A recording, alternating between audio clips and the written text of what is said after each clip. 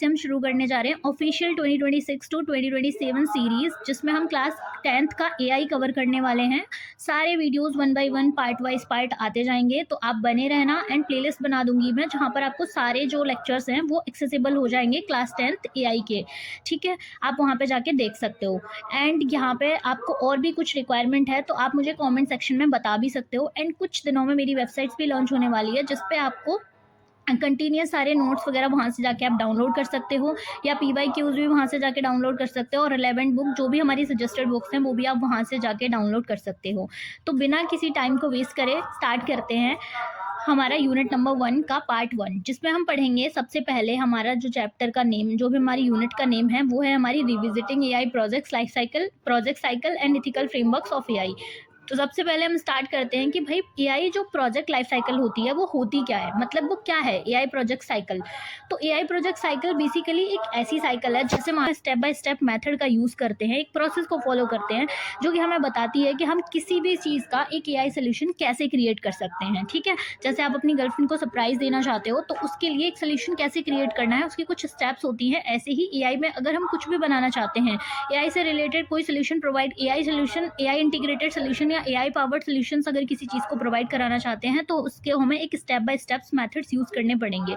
It make sure that we do not jump directly to the coding but move in the logical sequence. तो मतलब हमें ये जो cycle होती है ना एआई प्रोजेक्ट साइकिल, वो हमें ये इंश्योर करती है कि भाई ऐसा तो हो नहीं सकता कि आपने मतलब कोई चीज़ सोची और जैसे मुझे सरप्राइज़ करना है और जाके आप धप्पा दे दो, ऐसे नहीं हो सकता। आप सोचोगे पहले यार क्या आइटम मैं दूँ, कौन सी चीज़ मैं सरप्राइज़ करूँ और कैसे उसे एग्जीक्यूट करूँ और कौन से मूवमेंट पे उसे करना है। तो मतलब आप डायरेक्टली ऐसे तो कुछ भी नहीं करते ना रैंडम। तो ऐसे ही होता है, अगर हम किसी चीज़ का एआई पावर सोल्यूशन प्रोवाइड करवाना चाहते हैं तो इसमें क्या करना पड़ेगा, हमें डायरेक्टली जंप नहीं कर सकते कोडिंग में, हमें स्टेप बाय स्टेप चलना पड़ेगा। पहले उसको हमें प्रॉब्लम को समझना पड़ेगा कि हमारी एक्चुअल में प्रॉब्लम क्या है, फिर हमें उससे रिलेटेड डेटा को कलेक्ट करना पड़ेगा कि वो प्रॉब्लम सिर्फ हमें दिख रही है या और भी लोगों को दिख रही है।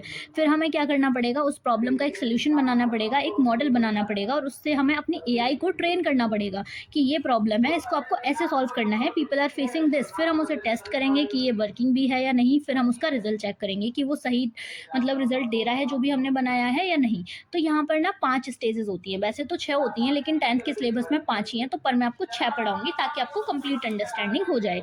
सबसे पहली होती है हमारी प्रॉब्लम स्कोपिंग, जहाँ पर हम प्रॉब्लम को आइडेंटिफाई करते हैं। दूसरी होती है डेटा एक्विजिशन, यहाँ पर हम सर्वेस के थ्रू डेटा को कलेक्ट कर रहे होते हैं। फिर होता है हमारा डेटा एक्सप्लोरेशन, मतलब डेटा के पैटर्न्स को नोट कर रहे होते हैं, डेटा को क्लैरिफाई कर रहे होते हैं, मतलब क्लियर कर रहे होते हैं, बेसिकली क्लीन कर रहे होते हैं, जहाँ से हम अपने डेटा के सेगमेंट्स में डिवाइड कर रहे होते हैं ताकि हम उसको सेगमेंट्स वाइज डिवाइड कर पाएँ। जैसे for example, if we are making AI power solution for a class 10th students, then we have to categorize the students based on their learning, based on their genders, based on their difficulty level that they are facing actually, right, and based on their subjects difficulties as well।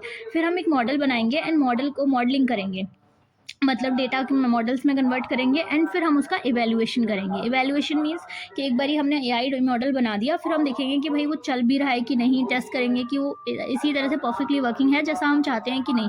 फिर हम deploy करते हैं। Deployment का मतलब होता है कि जब हमारा ऐप या जो भी हमारा एआई पावर्ड सोल्यूशन है वो लाइव जाता है, जब उसे यूज़र यूज़ कर सकते हैं। तो ये सारी स्टेजेस हैं, अब इनके बारे में हम वन बाई वन पढ़ते हैं। तो सबसे पहला आता है प्रॉब्लम स्कोपिंग। तो प्रॉब्लम स्कोपिंग का मतलब होता है कि प्रॉब्लम को समझना, एनालाइज करना और डिफाइन करना उस प्रॉब्लम को, कि हम कौन सी प्रॉब्लम को सॉल्व करना चाहते हैं, मतलब एग्जैक्टली क्या हमें सॉल्व करना है, ये वो है।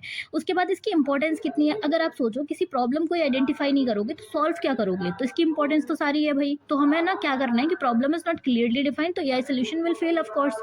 अगर मान लो कि आपको प्रॉब्लम ही नहीं पता, जैसे आपको कुछ समझ नहीं आ रहा, जैसे आपके मार्क्स नहीं आ रहे, तो आपके मार्क्स नहीं आ रहे, तो अब अगर आपने आइडेंटिफाई नहीं करा कि मैंने कौन सी सब्जेक्ट्स में वीक हूँ और मुझे एग्जैक्टली क्या समझ में नहीं आता, तब तक आपकी कोई टीचर भी हेल्प नहीं कर पाएगा। तो इसके लिए हम 4W फ्रेमवर्क्स का यूज़ करते हैं। पहला होता है हु, मतलब who are the people facing the problem, ये कौन से लोग हैं जो प्रॉब्लम को फेस कर रहे हैं, और हु विल बी बेनिफिट, अगर ये प्रॉब्लम सॉल्व हो जाएगी तो कौन से लोग इससे बेनिफिट होने वाले हैं। फिर what, exactly what is the problem.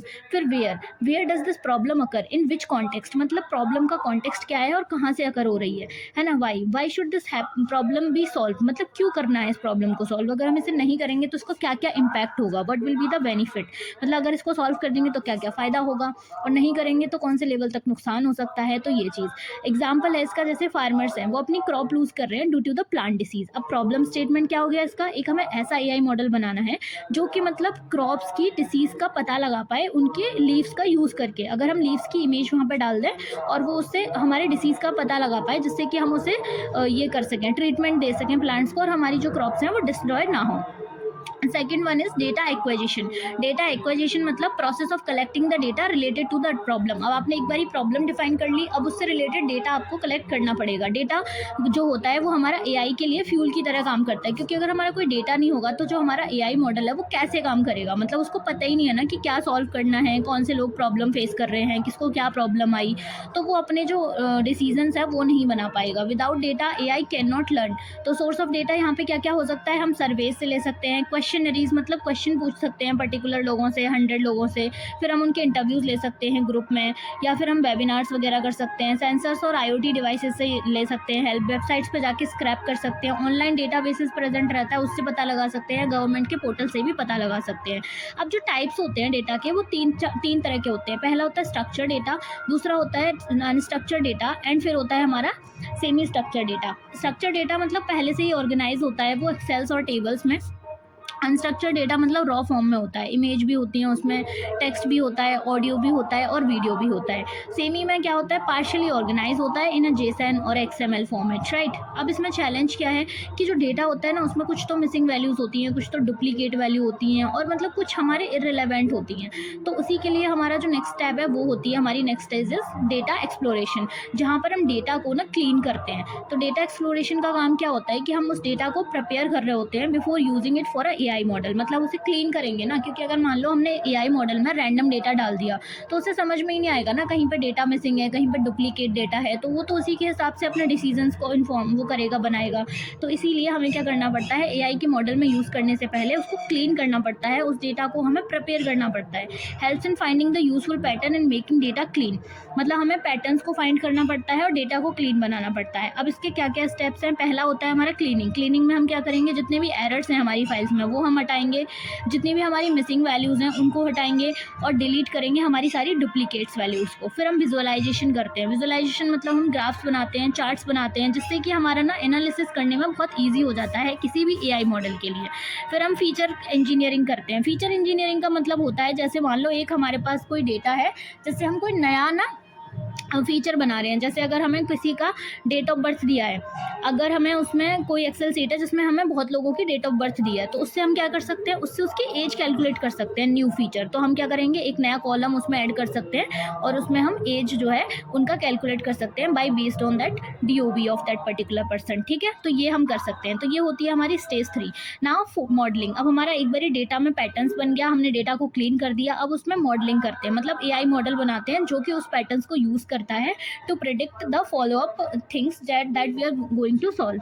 फिर है हमारा इसमें जैसे एआई को हम ट्रेन कर रहे हैं, जैसे मान लो इसमें हम 2 तरीके से एआई को ट्रेन करते हैं। पहला होता है हमारा रूल बेस्ड मॉडल, दूसरा होता है हमारा लर्निंग बेस्ड मॉडल। तो जो रूल बेस्ड है मतलब उसमें हम कुछ फिक्स्ड रूल सेट कर देते हैं। फॉर एग्जांपल कि अगर हमें कोई चीज़ सिखाई जाती है जैसे हमारे घरों में कि ये चीज़ ऐसे होती है, ये चीज़ ऐसे होती है, तो हम उसी को फॉलो करते हैं। जैसे कि मंदिर में स्लीपर्स उतार के जाते हैं, तो ये चीज़ सबको पता है, मतलब ये हर कोई फॉलो करता है, राइट। तो मतलब एक रूल बनाए कि मंदिर में चप्पल पहन के नहीं जाते हैं तो नहीं जाना है, सिंपल है, और इसको कोई कंट्राडिक्ट भी नहीं करता। ऐसे ही होता है कि जब हम रूल बेस्ड मॉडल को ट्रेन कर रहे होते हैं तो हम कुछ रूल्स उसमें फिक्स कर देते हैं, कुछ रूल्स हम उसमें डिफाइन कर देते हैं कि आपको जैसे एग्जाम्पल के तौर पर अगर कोई स्टूडेंट है जिसके 33 या 33 से ज़्यादा मार्क्स आए तो उसको पास कर देना, अदरवाइज फेल कर देना, ठीक है।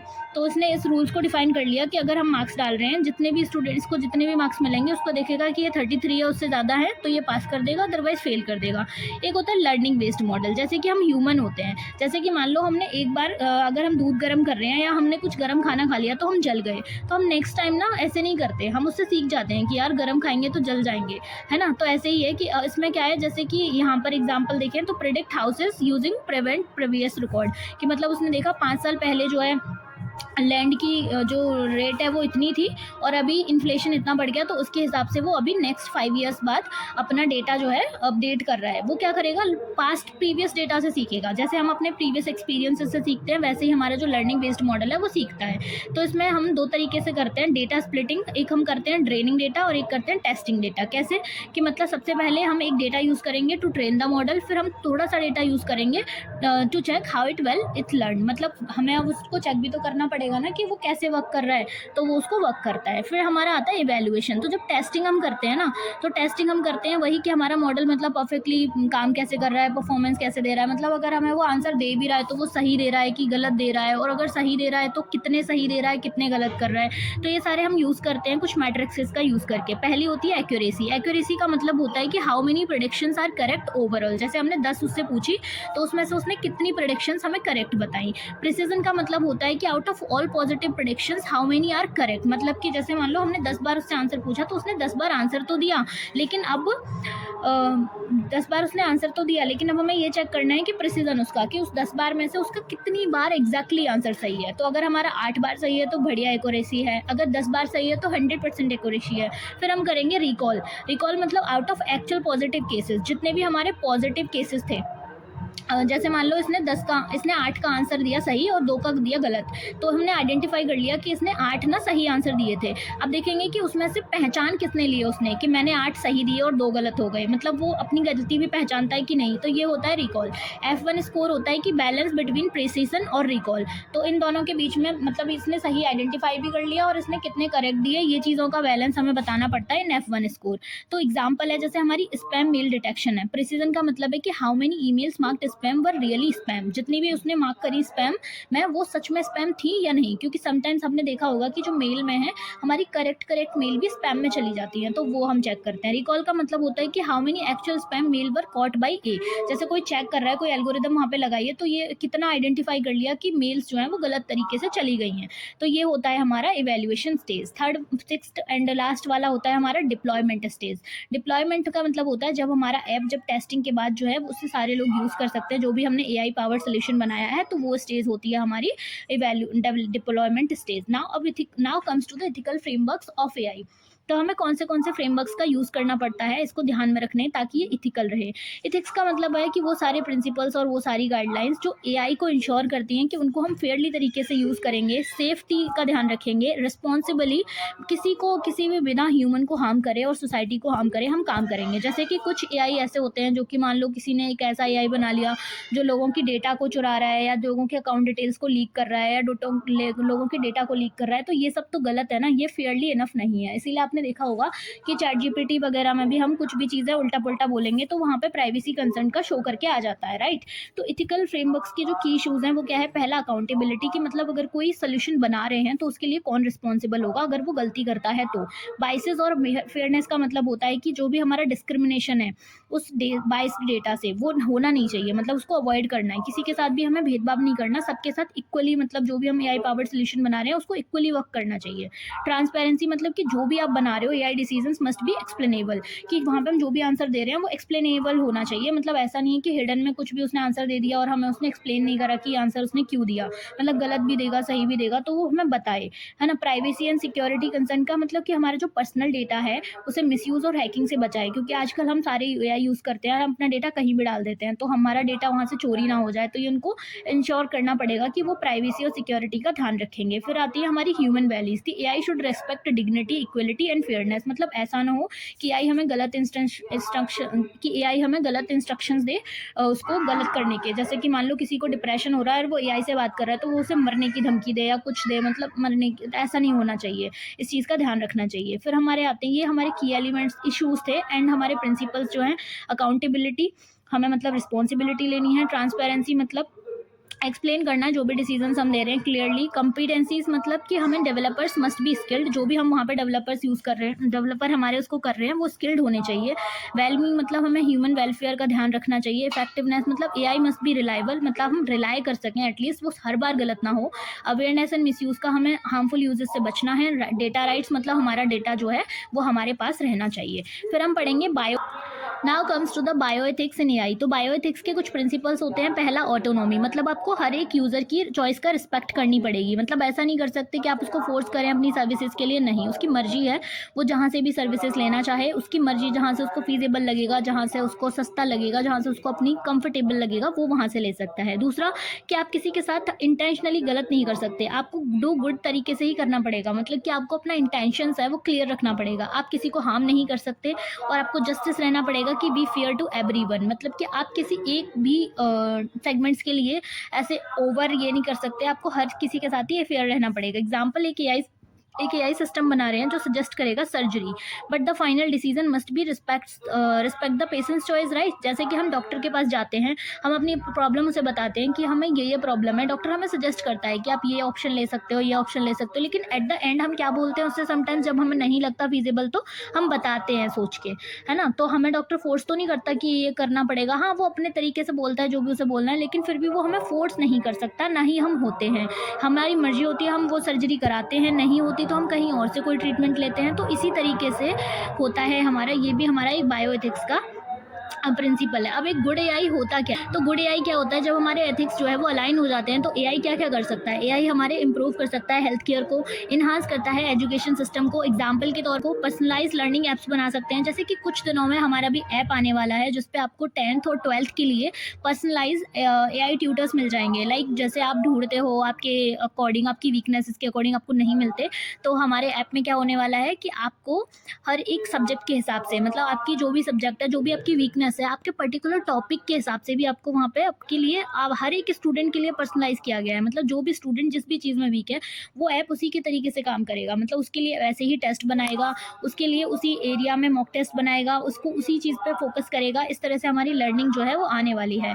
तो मैं एक थोड़े दिनों में वेटिंग लिस्ट लॉन्च करूँगी जिसमें आप फॉर्म भर सकते हो उसको फ्री में टेस्ट करने के लिए। मतलब उसमें हम थोड़े दिनों का एक्सेस देंगे फ्री में, तो आप उसको टेस्ट कर सकते हो, फिर अपना फीडबैक बता सकते हो, या फिर आप लॉन्ग टर्म में भी हमारे साथ जुड़ना चाहते हो तो वो भी चेकआउट कर सकते हो। अभी नहीं है, लेकिन थोड़े 2 वीक में मैं उसका एक वेटिंग लिस्ट वाला डालूँगी, तो उसमें आप भर सकते हो। क्रिएट स्मार्ट सिटीज़, जैसे कि वहाँ पे हम ट्रैफ़िक कंट्रोल कर सकते हैं, एनर्जी को सेव कर सकते हैं, सॉल्व ग्लोबल प्रॉब्लम, जैसे पॉवर्टी को ख़त्म कर सकते हैं, क्लाइमेट चेंज को इश्यू को टारगेट कर सकते हैं एआई की हेल्प से। तो यही था हमारा ये चैप्टर यूनिट नंबर 1 का, ऑल अबाउट पार्ट 1 अभी हमने करा है, जिसमें हमने एआई प्रोजेक्ट लाइफ साइकिल पढ़े, प्रॉब्लम स्कोपिंग से लेके डेटा एक्वाइजेशन से लेके डेटा एक्सप्लोरेशन, मॉडलिंग और फिर इवैल्यूएशन। एथिक्स पढ़े हमने कि AI must be fair, accountable, transparent and shape. Bioethics पढ़े हमने, ऑटोनॉमी होनी चाहिए, बेनिफिसेंस होना चाहिए, नॉन मेलिफिसेंस होना चाहिए, और जस्टिस भी होनी चाहिए। गुड एआई क्या होती है कि जब हमारे बेनिफिट और सोसाइटी को, जब हमारे पॉजिटिव, मतलब ह्यूमन बेनिफिट्स एंड सोसाइटी को पॉजिटिवली कंबाइन कर लिया जाता है। तो नेक्स्ट मिलेंगे हम अपकमिंग वीडियो में बहुत जल्दी नेक्स्ट पार्ट के साथ। Till then bye bye. और किसी भी चीज़ की ज़रूरत हो तो आप मुझे कमेंट सेक्शन में बता सकते हो, ताकि मैं नेक्स्ट में इसको लेके आ पाऊँ। Thank you for watching.